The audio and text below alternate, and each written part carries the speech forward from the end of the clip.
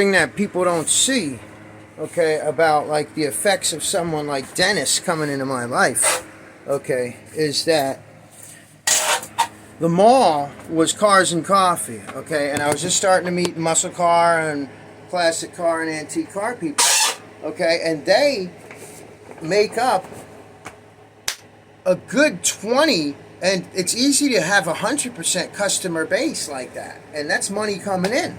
God's honest truth. So for me, anywhere I go, automatically that's 33%, because there's three things I look for. I look for repainted signs and signs that are blank, okay, or that there's a different business that's there, okay. I look for possible window display things, and I look for bike and car people and people with boats, because I could always pinstripe her name or whatever, you know. So like that's my customer base. It's like 33%, okay. And cars and coffee was there. I was meeting people. Now you could paint for shops. You could paint right on the street. They could come to you. You could meet in the same parking lot on Friday and let's spend a couple hours at Sheets painting. You know, I've done that. So, or I could go to their place. Now, if they see me with cops around me, I can't go to their place either, because they're like, well, you know, I don't know what kind of guy he is. And it's a small town. There's a lot of gossip. And I lost people that were talking to me with everything from like, you know, rice lowriders and drift style cars to import warriors to muscle cars to freaking cruisers, you know, rat rods. Those are all the people that go to these things. So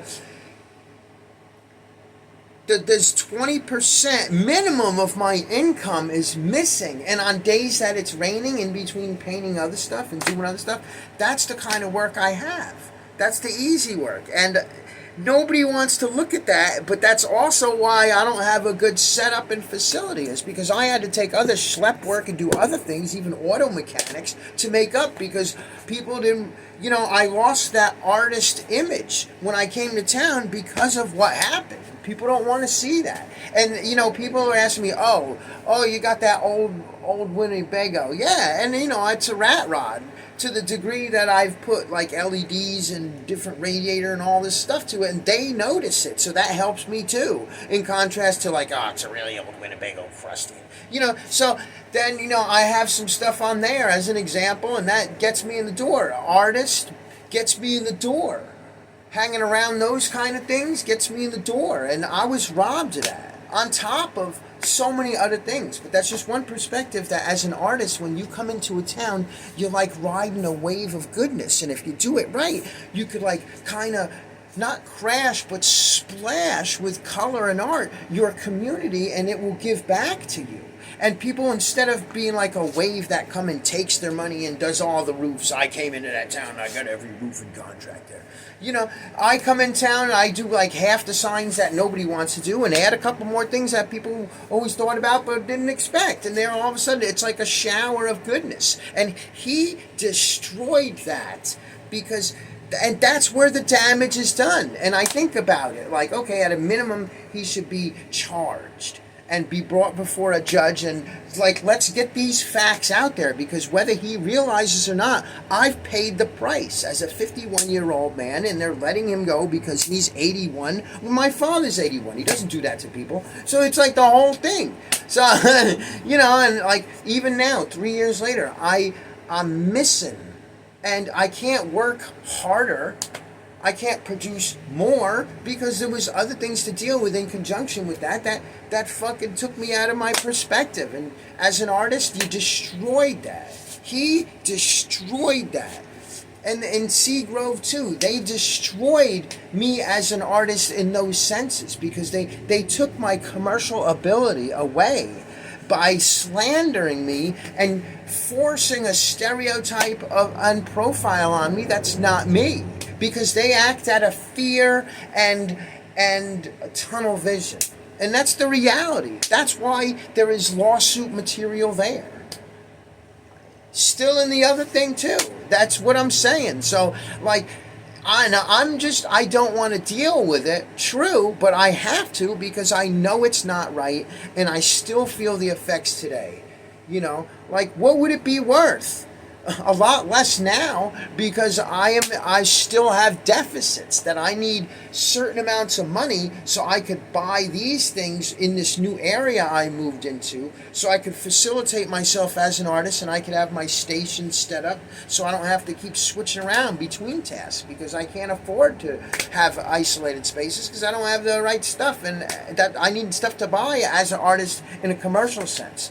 There's not, and I can't go door to door to get that work and just walk around like I did or whatever with a box of paints and brushes and rags to clean up.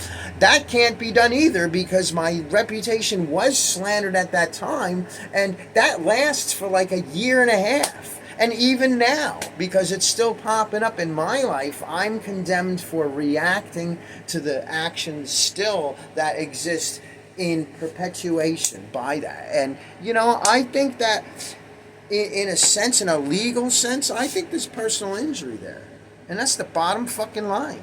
And I'm not a psychopath or whatever for thinking that, and I'm not a psychopath or I'm trying to deal with, okay, just because I've been threatened and I don't know who's going by, and I'm like, I'm not the kind of guy to cause problems, but you gave me problems. And on top of that, you gave me fucking money problems indirectly from your actions, but still as a result of your actions, Mr. Sig. How do you explain yourself? Well, they often park here a lot. And then there we go again in a circle, and somebody says, well, I can see where he might have made a mistake, but he had an opportunity ahead of that time, during the meeting to clarify and understand, but he stood on what he believed instead of listening to the possibility that maybe he's wrong about what he believes and there was mistakes made and the facts are this. And I get denied for the facts. And I paid in money, and that's why I'm doing this now, because I feel the freaking deficit. Because I need to hang stuff up, and I've always had a system, and I'm thinking to myself, okay, I'm having problems. I'm like, dude, I've hung up like fucking 1,000 banners in my life, dude, like 6x20s, fucking you name it, dude, that go on cranes, 50-foot banners that go on fucking cranes, like 200 feet in the air. I painted on those letters and shit. So now I'm like, okay, why is it that it's 20 years after those experiences where I aced it and that I'm having issues now? Am I getting old and senile? No, I'm unfacilitated because he cost me my fucking system. It's not just a 9 to 5 and everything that happens in between is no big deal. You take off a day and go to court on it and no big deal, pay it off. No, every second of my life is plotted and planned. It is not planned by violence or making problems. And here I'm dealing with stuff with the level of stress somebody has to deal with when they have to go through these problems. And that sucks. That fucking sucks.